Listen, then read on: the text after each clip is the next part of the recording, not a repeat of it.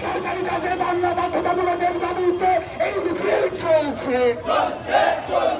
WBCS Bangla বাধ্যতামূলকের দাবিতে এই মিছিল চলছে।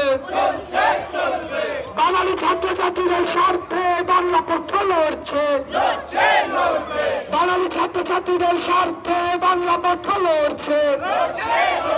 বাঙালি শ্রমিকদের স্বার্থে বাংলা পক্ষ লড়ছে। বাঙালি শ্রমিকদের স্বার্থে বাংলা পক্ষ লড়ছে। বাঙালি